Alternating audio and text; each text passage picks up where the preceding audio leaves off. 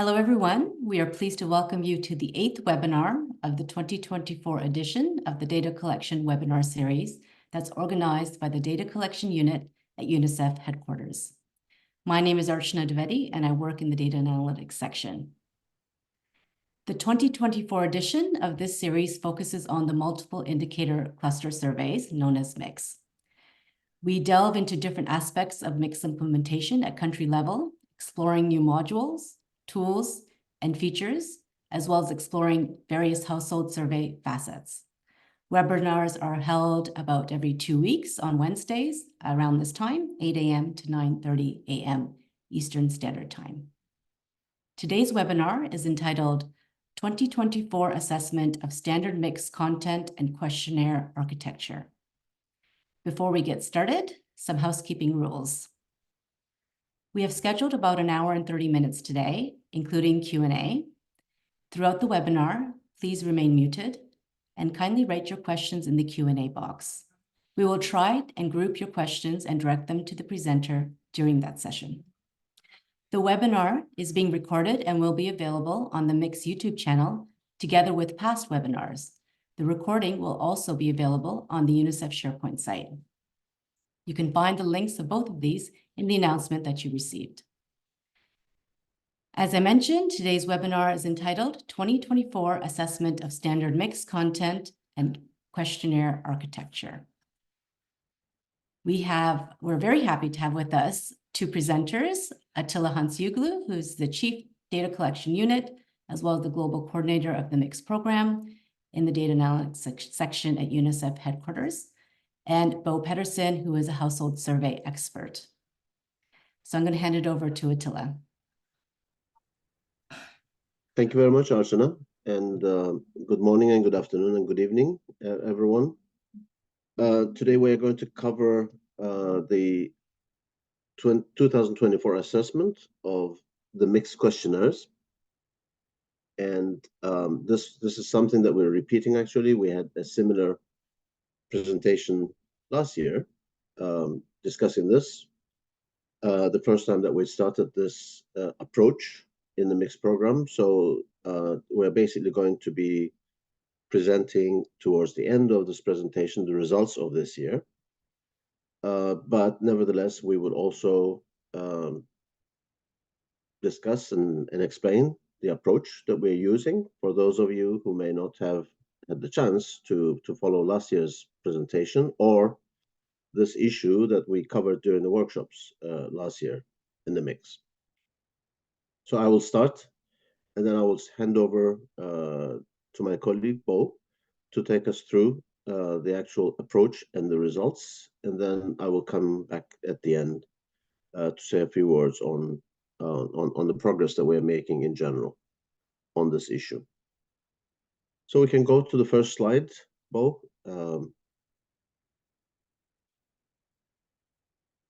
Thank you. So, as many of you know, some household survey programs operate on the basis of standard questionnaires. This is not something that is applicable to all household survey programs. In the case of MICS, we have standard questionnaires, and they get customized during the implementation of the survey at the country level.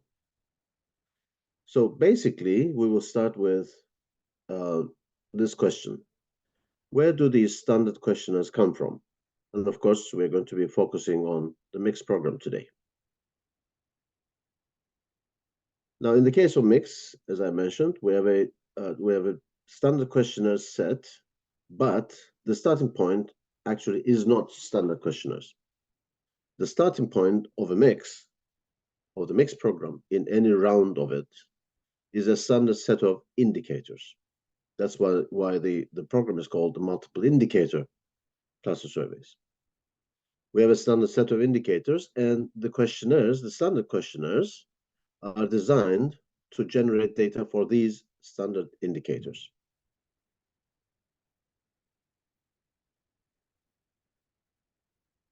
So until the 7th round of MICS, which started last year, we designed the standard questionnaires both in terms of their content and their architecture on the basis of a series of internal and external consultations. Now, these consultations took the following into account, as well as using them as criteria. We always look at the global standards, the best practices in measurements at that point in time. Then we look at the demand from countries, the data gaps at the countries, the indicators that are relevant to various dimensions of children's well-being. Obviously, we don't want to populate the content of standard questionnaires with unrelated material. We, of course, pay attention to emerging data needs. We try as much as possible to preserve continuity with previous rounds, especially the round immediately prior to the current round when we're designing these standard questionnaires. And we try to make sure that we have consistency with basic mixed methodology and household surveys. Obviously, we don't want to include anything in the standard questionnaires which are not consistent with our methodological approach or, household surveys in general.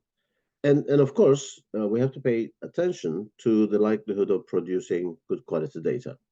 Unless we are almost certain about that we can do a good job in generating good quality data, then we would not, of course, populate the questionnaires with such modules or topics. Now, for the first time in Mix 7, we used a new approach to do this. And we implemented this approach last year in 2023, when Mix 7 was starting, to design the Mix 7 standard questionnaires. We presented it last year, as I mentioned. We also covered it during the Mix 7 survey design workshops, which were attended by many countries. And as we had planned already at the beginning, we updated the exercise this year, and this is what we're going to be presenting to you today. Now, why did we come up with this kind of approach? Let me say a few things about what happened in the last 2 or 3 rounds. Going from Mix 5 to Mix 6, that's around 2016-17. Our main objective was to align Mix to SDGs. The SDGs had just come up, and also accommodate emerging issues. And therefore, we expanded the questionnaires with new topics, but also during the process, we added new work streams. As a result of all these objectives, the number of indicators that we were covering in Mix grew. In Mix 6, we had 60 topics in total. 19 of those were new topics, and including some of those which required more customization, more effort, different modes of interviewing, etc., like water quality testing and foundational learning skills, more logistics too. We introduced a brand new questionnaire for the first time for children and adolescents at age 5 to 17. Thanks to this, we were able to accommodate 33 SDG indicators in the standard questionnaires, expanded disaggregates. The average sample size grew by 30% in Mix 6.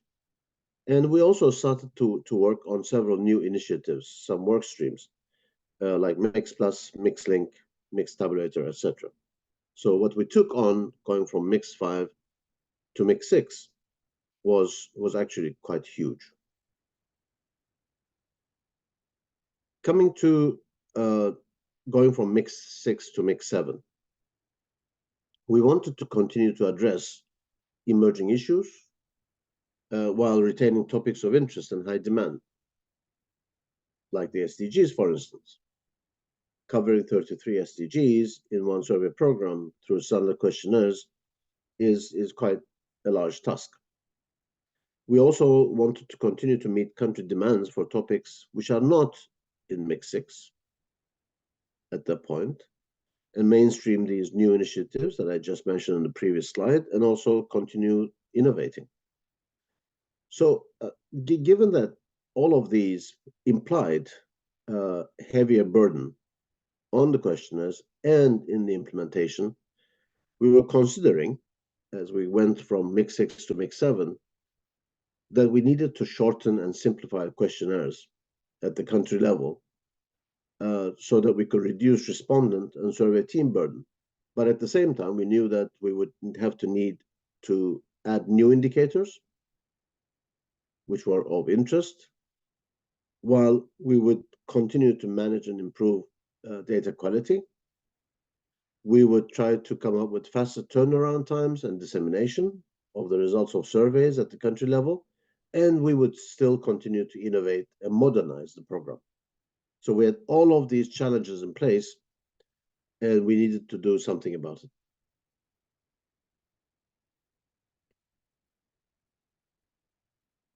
What resulted was that we came up with a new architecture for the standard questionnaires and a scoring system to decide on the content of those questionnaires. And this was used for the first time last year. It will be clearer what we mean by the new architecture in just 1 minute. It will also be clear what the scoring system that we used for this purpose. One of the reasons we landed on a more objective, let's say, scoring system was that we knew that there would be a lot of new topics that we would need to consider in Mix 7. And we needed to do this on a more objective basis, not leaving it to just internal and external consultations. Of course, those internal and external consultations continued even more intensely, but accompanied by the scoring system that we developed for Mix 7 last year.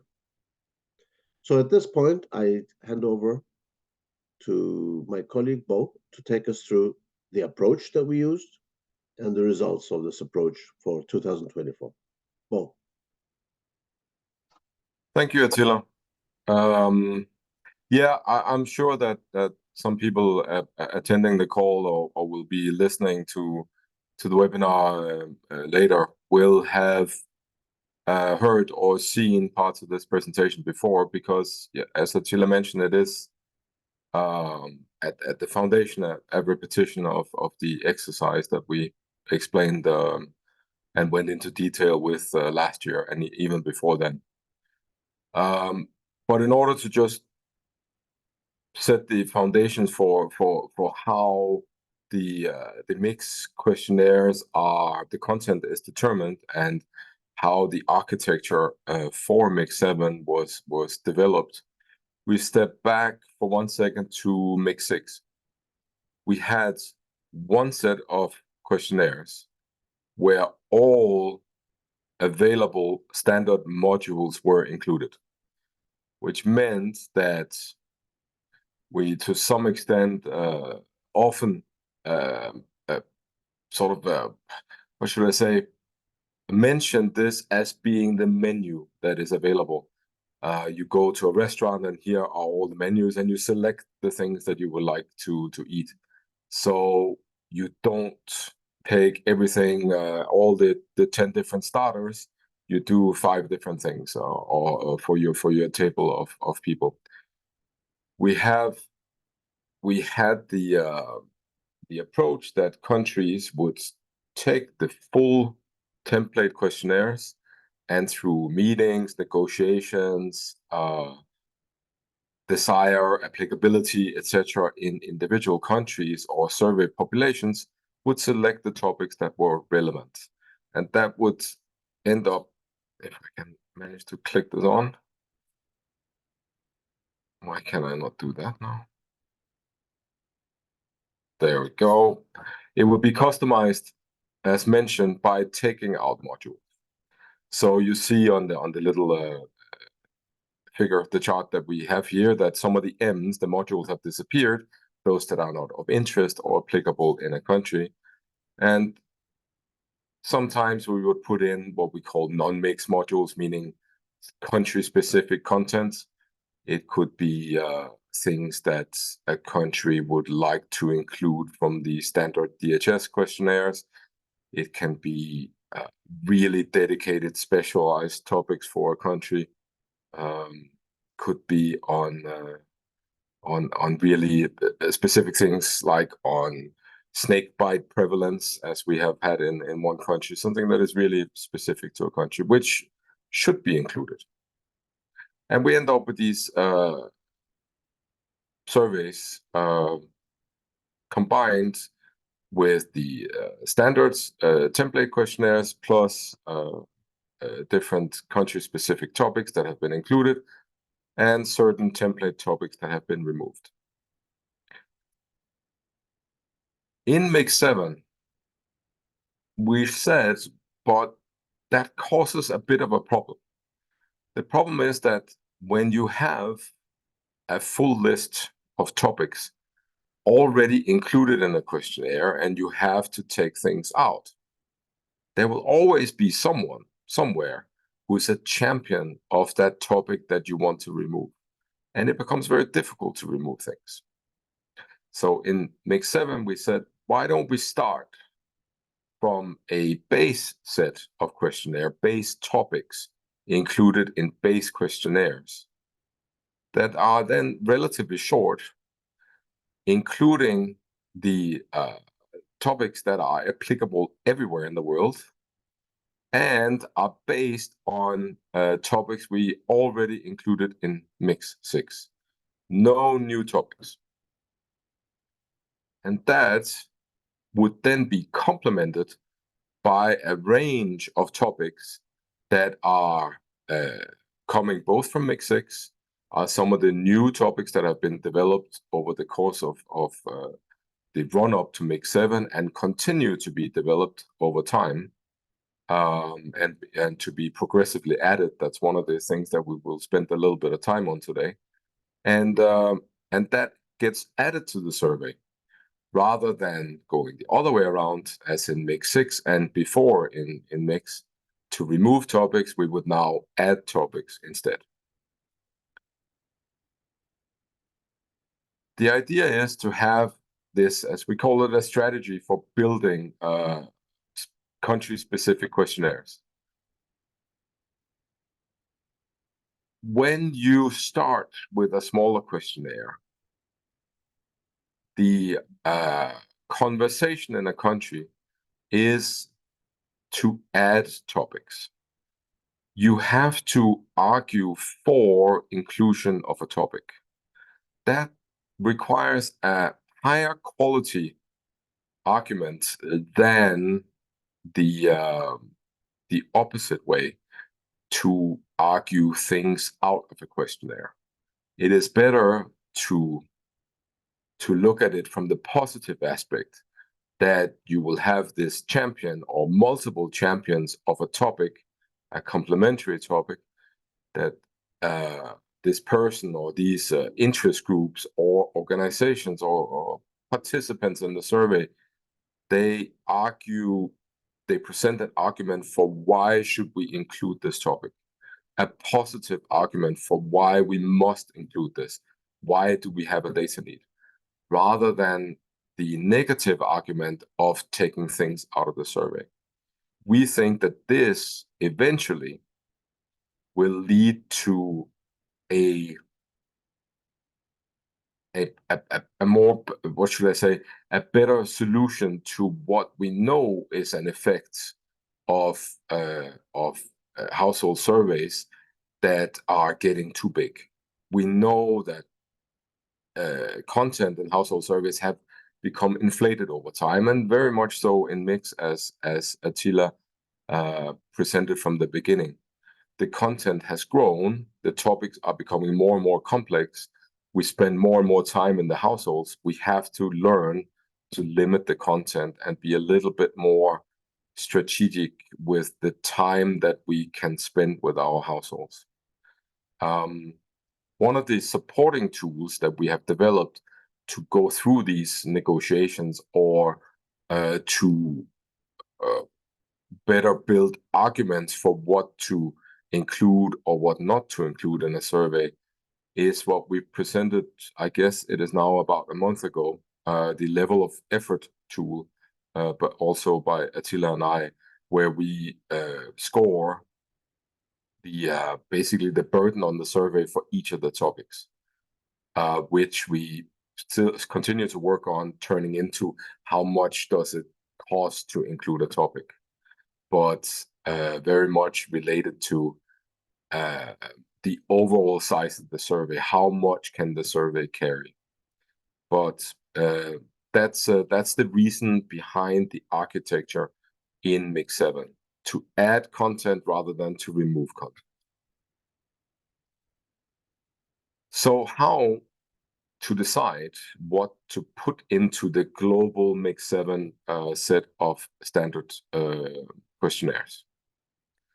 As Attila mentioned, we developed this objective scoring system because we wanted to step away from our personal opinions and interests, and to make it as objective as possible, to give really sound,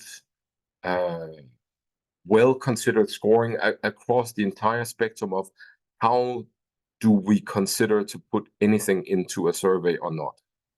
What are the objectives of the survey program? What should determine this overall? So first, we went on to split our modules basically in Mix 6, to cut it into topics. And we have been dealing with this topical approach in Mix 7 almost exclusively, even though we still refer to questionnaire modules. Questionnaire modules can include different topics, but we are looking at it from individual topics. So what we split our group into is those that were already in Mix 6, those that have been included in Mix 6 in many countries, lots of DHS topics, typical DHS topics included there, and then new topics, some of those that are close to being fully developed, and those that are under development or even under consideration, meaning for emerging issues. And that led us to, in last year's scoring round, to score 98 topics. And because we will be repeating this annually, this year we scored 92 topics. Some topics have left. Some of them have been merged and are being looked at together because they complement each other, so to speak, or they are mutually supporting each other. So that's the 92 topics of this year. Similar to last year, the method has been the same. There are minor tweaks here and there. I'll not go into many of those details because we are not publicly releasing our scoring sheet, because that creates lots of conflicts of interest, we think. So the scoring is available to us alone. But what we're looking at is basically the 5 dimensions that we think are the 5 dimensions that determine why topics enter a mixed survey, the global mixed program survey questionnaires. First of all, we looked at SDGs. That is the lead set of indicators of the world at this point in time. Obviously, from the UNICEF angle, we are looking at SDG indicators on children, but we looked at this as the fundamental set of indicators that the world is driving at this point. Secondly, we are obviously a UNICEF survey, so therefore we are looking at the interest within UNICEF in a particular topic. There are different aspects of that. I'll get to that in a second. Third, whether there is a global interest in this, or we have evidence that there is an emerging interest in the topic. And fourth, whether we have seen or can expect a country demand, basically indicated by the number of surveys that either have done or are expected to do or to include a certain topic in their mix. And finally, the priorities of the mix program itself. And we can look at that when I look at the indicators, which are listed here. As I mentioned for SDGs, do we generate SDG indicators? Does it generate as a specific topic generate more SDGs? And whether UNICEF is actually responsible, are custodians of the SDG. UNICEF operates with a strategic plan, which has a set of indicators. So we are looking for whether a topic generates indicators that are being used in UNICEF's strategic plan. We also scored whether a topic is relevant to emergencies, both because of our UNICEF house, but also because of this, that we see mix is quite often working in not emergency contexts at the height of an emergency, but in many emergency-prone countries and also in post-emergency situations. And finally, we also looked at our internal sectoral units in our section in where mix is housed in UNICEF, and the regional office priorities, which are different from across UNICEF regions, obviously. So as mix operates with regional mix coordinators, this is really that domain that is being reflected there. The global interest is determined by indicators on whether a topic is a mandate of another UN agency, whether this is, according to us, is an issue that is emerging, and whether there is evidence of partner interest. The simplest indicator, to some extent, is, as I mentioned, the number of countries that included a topic in Mix 6, or how many we expect to include it if we were to include it in Mix, in the Mix 7 round. And finally, I should say the most diverse, but where we are trying to look at whether a topic is something that would be unique to Mix, whether Mix would be or is capturing something that is not done by anybody else, whether this is consistent with the Mix program's vision of being a child survey, whether we ourselves have developed it and therefore have a higher level of attachment to the topic, and finally some data quality issues or measures, meaning whether it is short and easy to implement or whether it produces good quality data. Plugging all of this into the spreadsheet that we operate with and scoring each of the topics on each of these indicators in these 5 domains, the 92 indicators, the 92 topics that we scored this year, we get the results that I'll be getting to in a minute. Obviously, we have 5 domains, but we cannot give these 5 domains equal weight. First of all, there are different number of indicators. There are some of them we think in the broader mix group that they carry a different weight, and therefore you see the weight assigned to the 5 different domains listed on the far right here, coming to a total weight of 10. So the highest weighted domain is the mixed data quality, as we call it, the mixed domain. And the lowest are the 2 of UNICEF interest and global interest, and an equal weight to SDGs and the country demand. The scores, when these are plugged in, gives us a maximum score of 7.3 out of the maximum score of 10, and a minimum score of 2.5 out of the maximum score of 10. The minimum score that can be achieved is obviously 0, but I doubt that we would ever even attempt to score a topic that scores 0. In order to get a score of 0, you would have to anticipate that not a single country would want to use the topic. So it would be a little bit silly for us to even begin scoring. So therefore, 2.5 has been shown to be the lowest. So scoring all of the different topics, how do the different topics land in the questionnaires, or do they even land in the questionnaires? A complex table.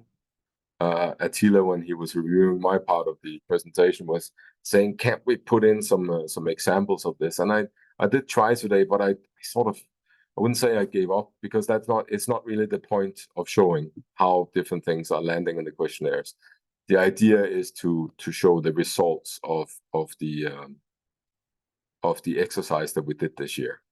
Just in short, to show that there are certain criteria for entering in the different layers of the what should I say, scoring. We have a base questionnaire, which is for the high scoring topics that were included in Mix 6 and are globally relevant. We have complementary topics. These are fully developed topics, meaning that they are done. The package is ready. And they are of high relevance, and they are high scoring. And even if they are not high scoring, if they contain an SDG or a strategic plan indicator, they are still included as a complementary topic. Moving over on the right side, we have topics that are in the pipeline. Now, pipeline meaning that they are not fully developed.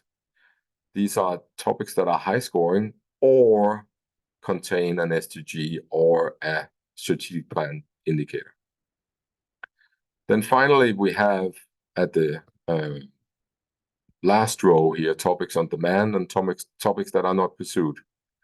Topics on demand are those that are fully developed, but are not scoring high enough or have characteristics that gives a place amongst the complementary topics or in the base questionnaire, meaning basically,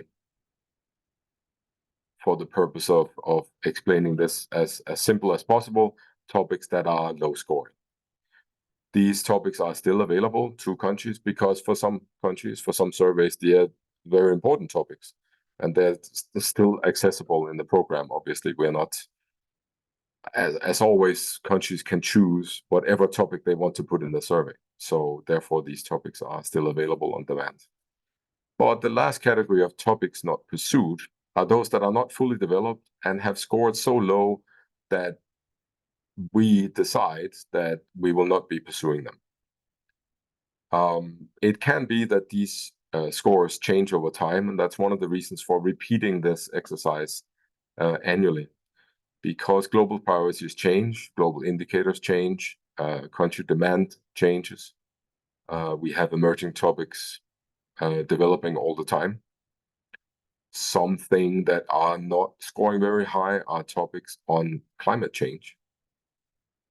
For the oddest of reasons, that, yeah, there is a demand for these, but there are not really that many indicators that are very well suited for household surveys outside of the traditional indicators, such as on WASH, which are very climate related.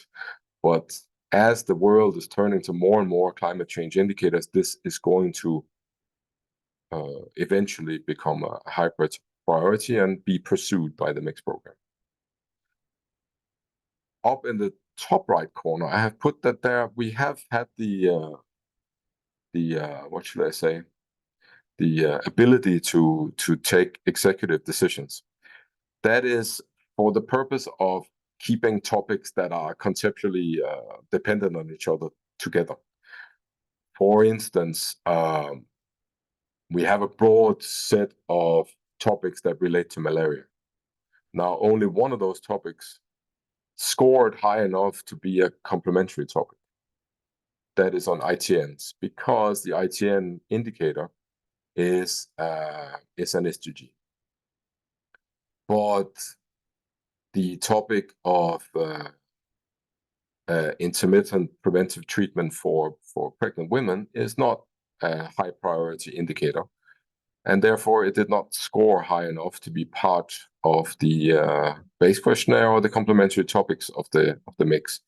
But we took the executive decision to say we lift it up and make it part of an overall malaria complementary topical package. So we're keeping the conceptual dependency of some topics. Similarly, there are topics, especially in the pipeline, that basically have an identical methodology. A simple one would be to look at, we have included anthropometry for children under 5 in the survey, as in the base questionnaire. We have a complementary topic on anthropometric measurements of children aged 5 to 9. But we do not have a complementary topic on anthropometric measurements of children aged, say, 10 to 14. But obviously, there's a conceptual, an identical methodology on this for the largest part of the measurement of this. So there's a dependency there, and of course, these things are related. Let me go to the next one. The result. This set of slides is the same set of slides that we have been presenting in the survey design workshops, with the updates included, the 2024 updates included. And I think maybe you were hoping for massive changes to the mix program. I hope you were not hoping for that, but it certainly makes the presentation more interesting. But in fact, there are very few changes, and I will show them to you now. Here is a list of the base questionnaires. We have 4 columns. On the far left, we have the household questionnaire, followed by the women's and men's questionnaire. We have a children and adolescents questionnaire, 5 to 17, and the under 5 questionnaire. That's sort of the basic layout of the mixed questionnaires, and it will follow the same layout on the following slides. Beneath the household questionnaire, you will see the different topics that are included in the base questionnaire. These are the globally relevant, high-scoring topics of the round of scoring. No changes there. The only change on the screen here is that actually child functioning was, when we started the Mix 7 round, were scoring to be a complementary topic. But in this round, due to minor changes in scoring and slight changes in our method, it is now scored to be part of the base questionnaire. I think that will be very pleasantly received by the community working on disability. So these will be moved into the base questionnaires. At the same time, in the complementary topics, this is the first slide on complementary topics, you will see that I have marked one in blue here. The topic of household involvement in education was part of the base questionnaire as we started Mix 7, but we have now scored it to be a complementary topic. The topic has changed in content, and the indicators that the topic contribute no longer scores for inclusion in the base questionnaire. That's the simple change. So that's the only real thing that has happened between 23 and 24, is that basically these 2 topics are switching place. On the following slides, we see the list of complementary topics available for the women's and men's questionnaire. I should say, because we have people who have not listened to this presentation before, the topics that are listed in the golden yellow color here are topics that are new in Mix 7 and were not part of Mix 6. As you can see, there are lots of topics in the women's and men's questionnaire, some of them only applicable to women, but the majority of new topics are available to men as well. And finally, well, not finally, but of the changes in this round of review of scoring, we have 3 topics that were part of the topics in the pipeline over the previous year, but are now mature enough to bring into the complementary topic list. So we will have available a module on material and housing deprivation, a module on pregnancy loss, and a module on child food security entering the program soonest. For those of you, what should I say, representing or participating in MIX at this point and are planning your questionnaire content, I suggest you get in touch with the regional MIX coordinators who will reach out to us to see if there's any of these 3 topics that we should prioritize and prepare for immediate launch. So, but otherwise, these will be available over the next couple of months. Oops, I went the wrong way. And then we end up with the complementary topics in the pipeline. The topics that are listed in the golden yellow are topics that were in the pipeline last year as well. But the 5 topics in blue have been added to the pipeline. Some of them have sort of been in the pipeline for a while, whereas others are brand new. If I spend a little bit of time looking at these in clusters, you will find that the consensual approach, let's call it consensual approach to poverty measurement, let me call it that. We have a webinar on that you can find on the YouTube channel or on the SharePoint dedicated to these webinars. In fact, there are lots of these topics here that have their dedicated webinar that was done either last year or the year before that you can access. We will be pursuing the consensual approach together with slums, which is also a relatively low-hanging fruit for us to add to the survey as a complementary topic.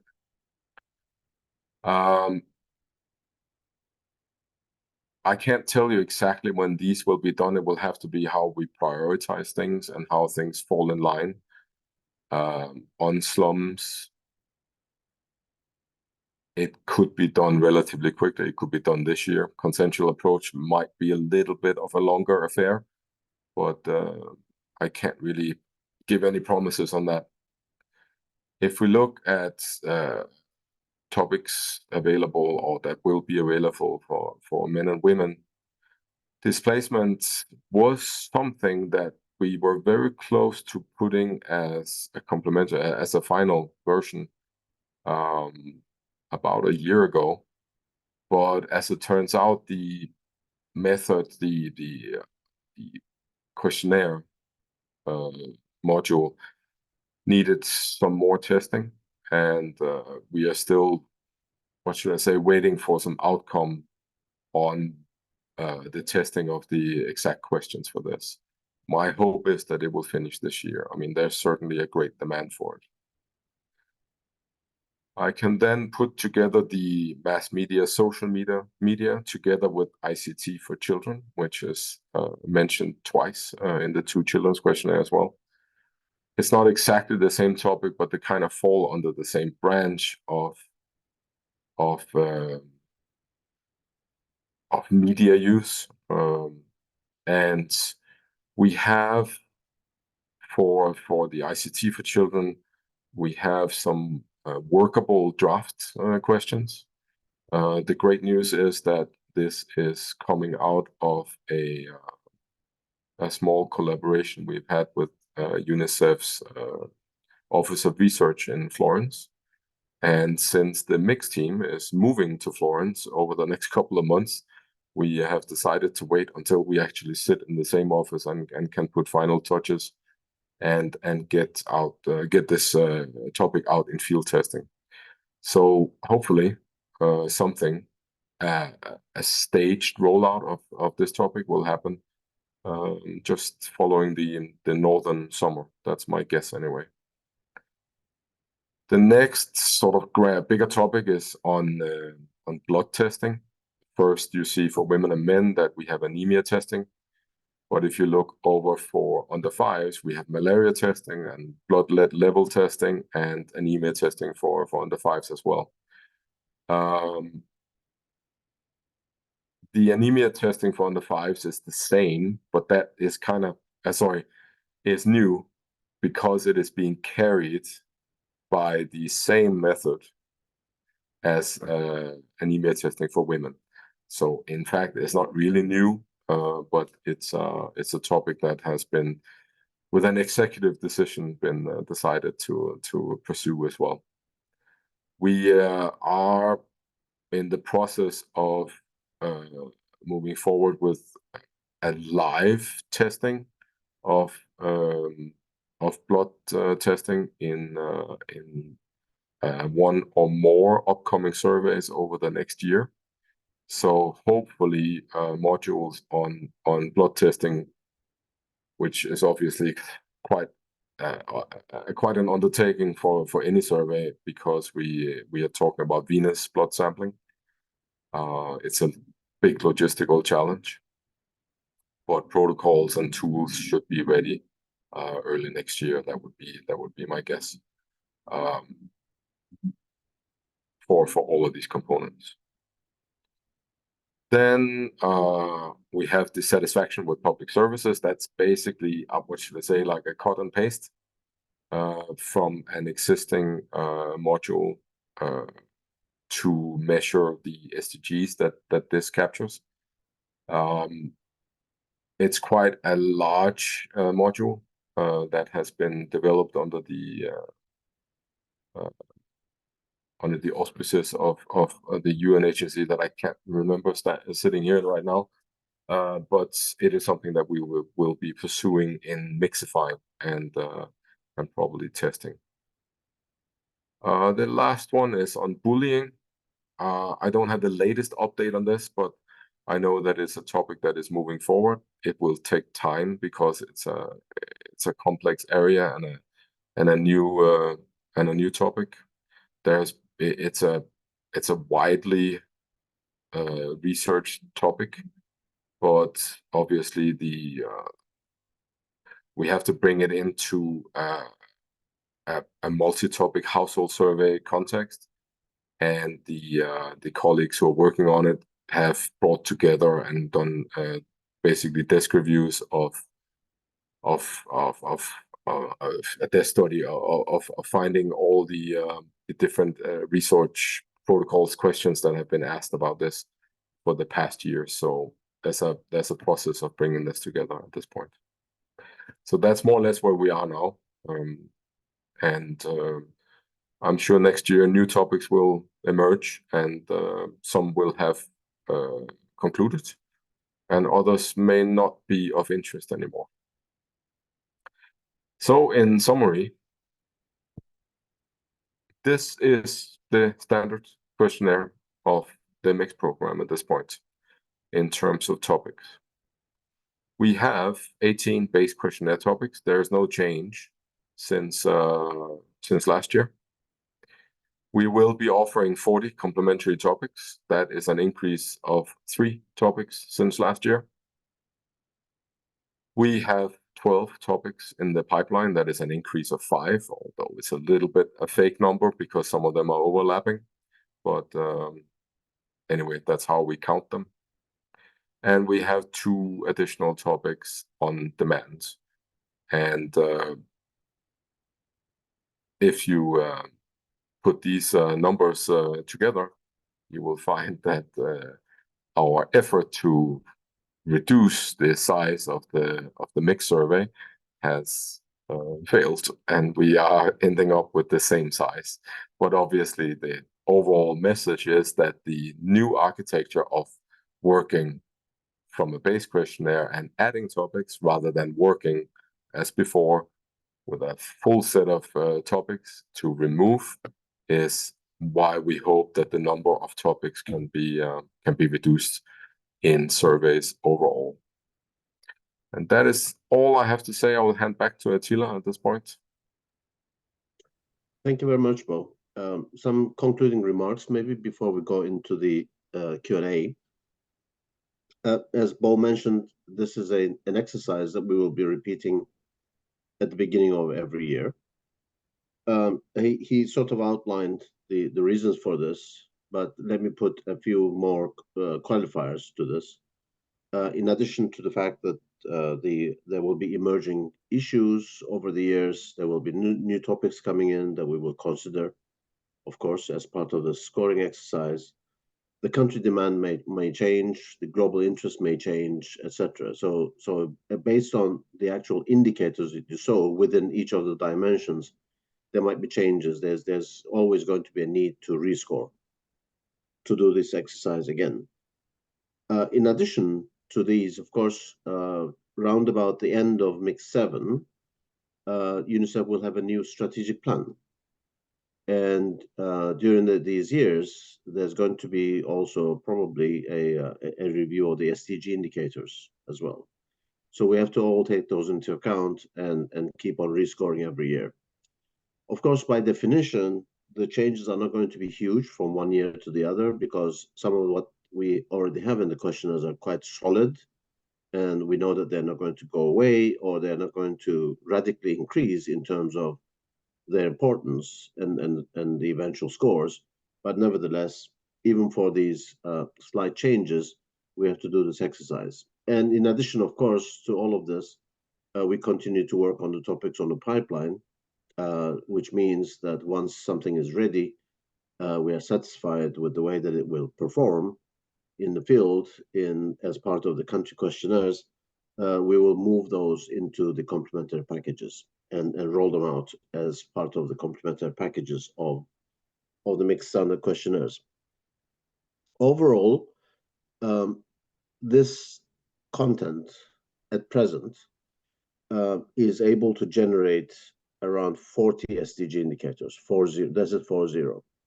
That's an increase from 33 SDG indicators in Mix 6. So we continue to be one of the, if not the largest SDG producing household survey program. Now, we never expected that this new architecture that we are adopting is going to have immediate results in terms of what we were intending to achieve with it, which is to do with creating a platform at the country level for more informed and quality discussions on what goes into the questionnaires, meaning that we want to encourage countries participating in the program to start building their questionnaires from the base questionnaires, from the base questionnaire standard questionnaires, of course, and then have quality discussions on what to add to that smaller set of topics in the base questionnaires from the complementary packages. Now, so far, we do not have many countries which have customized their questionnaires and gone ahead and implemented. So we never expected immediate results with this, but we hope that over time we're going to create a culture when this kind of questionnaire building at the country level will be performed by countries. So it remains to be seen, but we do see some good evidence as to that happening at the country level. So we're hopeful that this architecture will eventually lead to more quality considerations in terms of the final questionnaires of the countries, but also shorter questionnaires. Although, having said that, of course, as you have seen on the screen and in what Bob presented, we have a much larger number of topics compared to Mix 6, but nevertheless, thanks to this architecture, we might be able to end up with, on the average, shorter questionnaires at the country level, which has a lot of relationship with the quality of the data which is being collected, as well as the burden on the survey teams and the respondents. So those were some concluding remarks, and we do have a number of questions in the chat box, in the Q&A box, I think. And I think if I was going through some of the questions, and I think there are some questions in relation to anemia testing. One question is whether the anemia testing will take place in the households, or will it be venous blood samples analyzed in a lab setting? And there's a more general question on how do you test for anemia in children under 5? That's really good questions. Let me start by saying to attach it specifically to what we're talking about today. We had actually put anemia as basically a complementary topic when we were designing what we wanted to do in Mix 7. But as it turns out, the testing of anemia in households with a point-of-care machinery turned out to be, I wouldn't call it invalid, but very problematic, and certainly not something that we, as the Mix program, wanted to venture into as a new topic for us. We know, and I mean, it has always been that the gold standard for testing would be venous sample collection and shipment to a lab for testing. And we decided to go to that route. So that is what we will be doing. And we are still very early stages in aligning the existing methodologies for this. It's not, obviously, we're not trying to reinvent the wheel here, but aligning it to Mix protocols and machinery, so to speak, on how to arrange for this and to follow the right protocols. Obviously, we will be drawing the sample in households. It will obviously be done by a trained, experienced phlebotomist, and not by capillary prick testing or anything like that. For children, yes, it is different, and but the method ought to be the same. But I will stand corrected once we move forward with the expertise in this. As mentioned in the pipeline section, the anemia testing of under 5s is a topic that we have attached to anemia testing of women, because we expect it to be a similar methodology, and therefore we could possibly capture this as well in Mix, because there is interest, obviously, in this. Did I cover everything there? I hope I did. Yeah, thanks, Bo. There are many other questions. I think I will cover a few of them and then hand over some of them to you. There's a question on whether we are using AI in any of this, in the questionnaires, in the program. Let me expand it to that kind of question, and to say that for the time being, no, we don't have a systematic use of AI. But we do have plans to start using AI for data editing purposes, for report writing purposes, but that's coming in the following years. There's a question on why we're including data quality as one of the criteria here.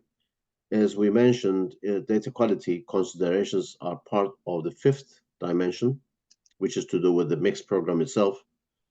And the reason we are including that, there's 2 or 3 indicators within that dimension which relate to data quality. Obviously, it has to be a criterion, because we don't want to include something in Mix which is not likely to produce good quality data.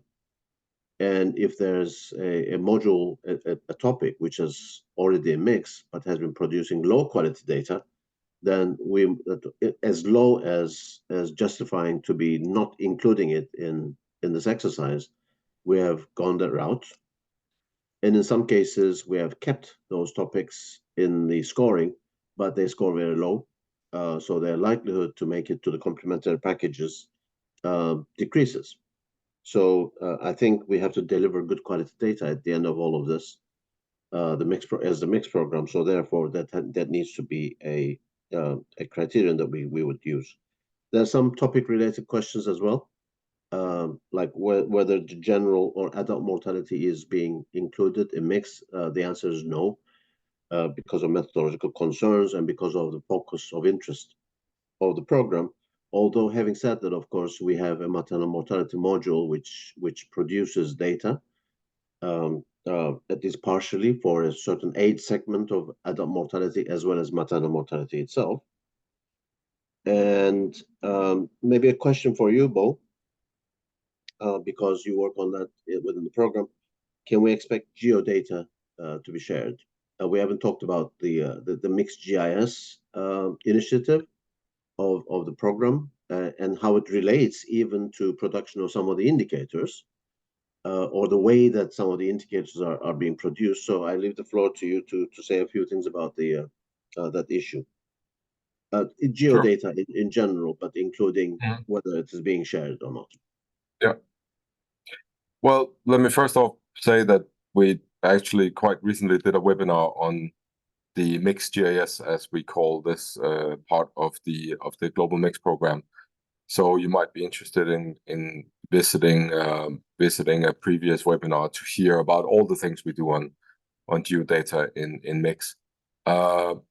Yes, geodata will be shared. The intent is that every mix survey would have geospatial data shared, anonymized, obviously.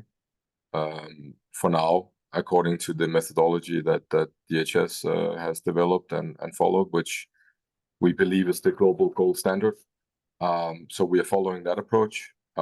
We hope that by far the majority of Mix 7 surveys will be geocoded. It is a very, very sensitive topic, obviously, and therefore there will be a few countries that will not wish to have this kind of data publicly shared. But we are expecting by far the majority of surveys to be covered by this. Yeah. Thank you, Bo. More questions, which is nice. Thank you very much for all the questions. One recurrent question is whether the presentation is going to be shared, the recording will be shared. As we mentioned at the beginning, maybe colleagues have missed that part. We share these presentations, the recordings of these presentations, on our YouTube channel. Please go to YouTube and find the Mix YouTube channel, and you will find all the presentations there. As well as for UNICEF colleagues, of course, if they go to the Mix, to the UNICEF SharePoint, to the Mix part, then they will be able to find the recordings of the presentations there. In terms of one question, which is about durations, how long it takes to complete a household, I should mention, I'm not going to go into details for various reasons, but we have a paper coming up on that one. We have, with one of our consultants, we have actually analyzed durations of interviews, and there's evidence there that the questionnaires are quite long in some cases. There's quite a bit of variation across countries. There are some countries which I might say that they always have had long questionnaires. There are some countries which always go for shorter questionnaires.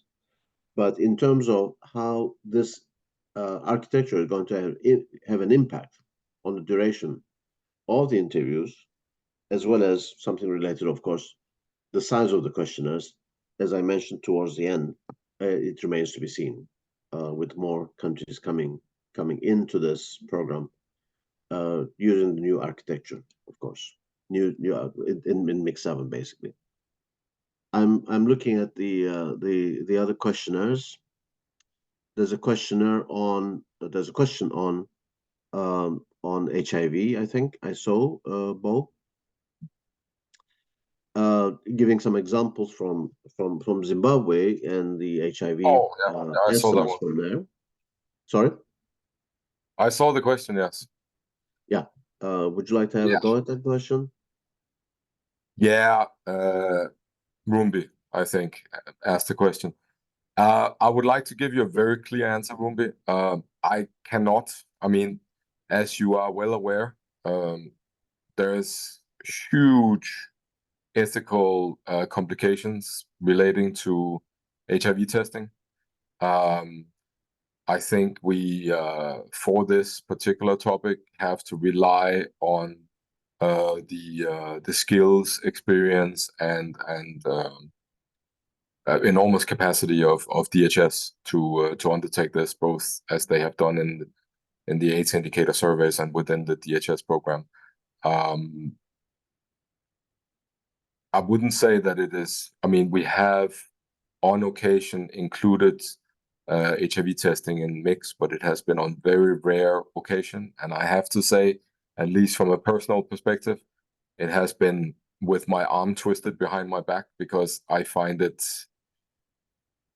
incredibly ethically challenging, right? It is really an extreme. But now that we are moving into blood sampling in mix, maybe that is something that is part of our future, but I cannot say. It scares me a little bit. So that's the best answer I can give you right now. I have a couple of other ones that I can have a go at, Attila, if you want me to. Yeah, please do so, Bob. So they kind of disappeared from my face now. There it is. There's a question of whether there will be changes to the social protection module. I think we refer to the topic of social transfers. There are no changes since we started Mix 7, but there were expansions to the module, to the actual social transfers module, as from the start of Mix 7. So if you have used it in the past, you will find that it has slightly changed, but only with an expansion. To the best of my knowledge, it's not a topic in my domain, but that's what I recall. Another one is asking if we can get disaggregate information on which countries, which surveys have included which modules. On our website, we have a section where you can download a list of what modules have been included in which surveys. And I will advise you to go to that. It is not a detailed list of what questions, what indicators have been included, what topics have been included even, but which modules from the previous round of Mix have been included in the different surveys. So you can download that from the Mix website to get the at least the broad overview of which survey has included what. Those were the ones I had flagged so far, Attila. Thank you very much, Bob. There are many other questions. Yeah. Nice. CAPI, of course, we use CAPI, and all these questionnaires are on our standard CAPI application, which countries use to customize for their own needs. I saw, by the way, colleagues from various countries, which are really nice. I saw colleagues from Somalia, from Mali, from Burkina, from many countries. So that's really good. There was one question about the actual process within one country specifically, of the customization. Of course, as we know, we are set up as UNICEF headquarters. We have a very small team in headquarters, but we also have in our regional offices regional mix coordinators and other colleagues working on data. Plus, of course, we have the UNICEF country offices in each country. So please do reach out to those colleagues, as well as reaching out to us if you would like to, so that we can provide you more information, and we can take you through the process actually if there's going to be a mix being implemented. Now, there was an interesting question about this flexibility of countries dropping some modules, some topics, and then still keeping comparability across countries. Yes, that is true, but we have to think of the following: that comparability is not about necessarily the same topics being used in all the countries. Comparability is actually about using those countries who are using the same topic to come up with comparable data, if they do so. But this is a country-owned program. Therefore, countries are welcome to delete anything from the package. If there's a topic which is not relevant to them, if there's a topic which has been covered in another recent survey, then countries are most welcome. It's actually their decision to not pursue those topics. In which case, of course, we will end up with some cases when a certain number of countries will have included a certain topic, but others will not. But that's absolutely fine with us. There's some questions about some clarifications for some topics, Bo, including slums, household material deprivation, on consensual approach as well. Would you like to answer any of those questions in relation to the topics? I can do some of it, yes. I have not really prepared myself to become an expert for this meeting to remember exactly what goes into these topics. But consensual approach is like most other, what should I say, modules or needed information relating to poverty, has to do very much with what we have in the household, what do you call it? What do we call it? I can't remember. Assets part of the questionnaire.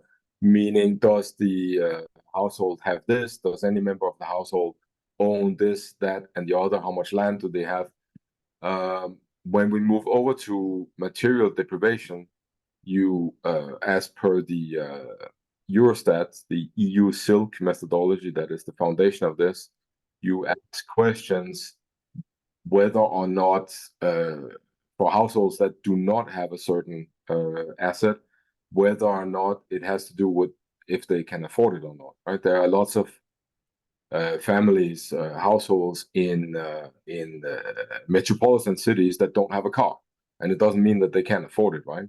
So this becomes part of the computation of whether they are actually deprived of materials, if that works. And that's very much what relates to the consensual approach as well.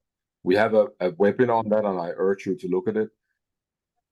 For the consensual approach, I do not see or have not seen yet a real survey module that I would be comfortable in saying that this is the way that everything will go. But for material deprivation, we basically have, courtesy of Eurostat and the EU SILC survey program, a final package that includes many pieces of material and housing deprivation. There are methodological aspects. It is basically you're trying to merge the methodology used by EU SILC with what we use in MIX. Adults are 16 years and above, if I remember correctly, in the EU. We have them as 15 and above for our questionnaire. So there are certain things that needs to be manipulated, and that's basically what we need to do. It has been successfully included in lots of the surveys in Europe and Central Asia. So if you're interested, look in the previous round of, meaning MIX 6 surveys in Europe and Central Asia, and look for material and housing deprivation there to look at that. There was one more aspect. There was slums I can cover. Slums. Yeah, please. Yes. Yeah, we're actually in touch and conversing with UN Habitat, who are the custodians of this indicator. Interestingly, back in MIX 3 many years ago, unfortunately I was there, although it was many years ago, we actually included some questionnaire topics in relation to slums at that time. We then dropped it because of various technical reasons, but now slums is again back on our agenda big time, Not that we haven't done anything on it in the intermediate years, but it's back in a big way because it's an SDG also. So we're in touch with UN Habitat to the extent that I am able to say right now what's missing from the mixed questionnaires, because it's a composite definition, which includes water and sanitation, crowding in the household, etc. The only subtopic within the definition of slums that is missing is actually security of tenure. So we are trying to establish with our colleagues on exactly how we design that part, that module. And once this is done, then we are going to be including it in as a complementary package. Right now, as you saw, it's part of the topics of the pipeline. That was an interesting question, which is also $1 million question on what is the ideal number of indicators that MX will cover. Or wanted to say 17. Can I just write 17? Yeah. But it's a very valid, important question, which relates sort of to having an ideal size of a questionnaire, an ideal number of topics, an ideal number of indicators. Unfortunately, there's no ideal, but we can collect a lot of evidence on what works, what size works, what number of indicator works, or what is likely not to work. We do know from experience from our work with the countries that when the questionnaires are too long, of course, things get problematic. We also continue to work as a program on tracking the quality of the surveys that we do. Most of this information we keep internal. We have a survey quality index that we have developed. That one of the indicators that we use for building that index is actually the number of variables in the questionnaires or the length of the questionnaires, etc. So there's obviously, from both anecdotal evidence as well as from some of the work that we have been doing, that very long questionnaires are problematic. But the problem is, or the challenges here, of course, a survey which is set up not in a good way, which has problems in other areas, in the way that the fieldwork is organized, in the way that supervision is provided, in the way that many other logistical and other aspects of the survey are designed, but is based on a very short set of questionnaires, will still fail. And vice versa. If you have longish questionnaires, I'm not saying extremely long questionnaires, but long questionnaires, longish questionnaires, which are within a well-designed, well-crafted, well-supervised, well-monitored, well-delivered survey, will still succeed. And let's not also forget that the length of the questionnaire is also very much, and the burden that it puts on the respondent is very much related to the way that the questionnaires are delivered by the interviewer to the respondent. So there are many things to consider in this domain, I think. And unfortunately, there's not a straightforward answer to having an ideal size of a questionnaire, an ideal number of indicators, etc. in this respect. I hope while I was speaking, you were looking at the questions that are coming in. Bo? Yeah, I'm doing my best. I must not have been very clear, Attila. There are too many questions in this round. Yeah. Oh, they're very good questions. Yeah. No, very good questions, actually. So there's let me also clarify one thing, which is something that Bo and I were discussing just before we started this webinar. Some of you might ask, how did you come up with those 92 topics or 98 topics last year? Because I see some questions about, what about this topic, fistula? What about diabetes? What about general mortality? What about adult mortality? Of course, there are some choices at the beginning that have to be made, and we use UNICEF strategic plan, for instance, as an indicator as well as the partner interest, as well as the SDGs and others, but more importantly, the demand coming from the countries, because we work with the countries, both ourselves from headquarters, but also, even more important, our regional coordinators from the regional level, who work as one. We work as one with the regional officers too. So we know what countries want, what countries need in terms of data. We try to get that feedback from them all the time. Even the partner interest, the strategic plan indicators, the SDGs, let's not forget that they are very much influenced, and many other interagency processes are very much influenced by the country's demands, what countries need. So we take all of those into account, and what goes into this exercise in the first place is determined by all those considerations. There's an infinite number of topics, of course, that we can throw into the urn, if you like, and start scoring from those topics. We could have had 200 topics instead of 98 topics, but there are certain priorities of the program too. In addition to what I have listed, of course, we need to make sure that topics that we include are consistent with the vision that we have. This is a survey primarily about children, but of course, it cannot be only and only about children, and therefore we have a number of indicators on topics which you wouldn't automatically identify as a child-specific indicator, but are very much involved or related to children's lives, but also some SDG indicators which we are able to include into the questionnaires.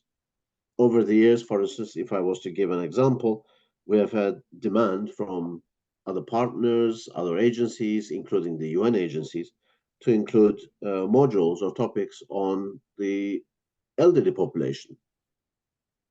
But we have, of course, not done that, because that involves a series of new topics and questions, additional burden, but also is not really very much related to the core of this survey program, which is about children, as opposed to being about the general population or the elderly, although it's a multi-topic program, of course.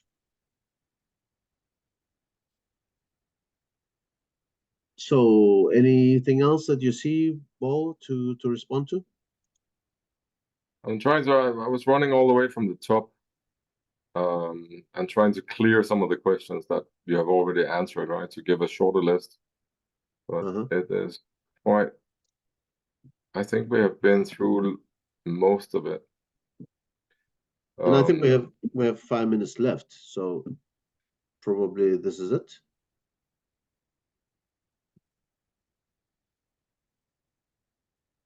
Unless you see something burning, we can probably hand over to our colleague Archana to wrap up.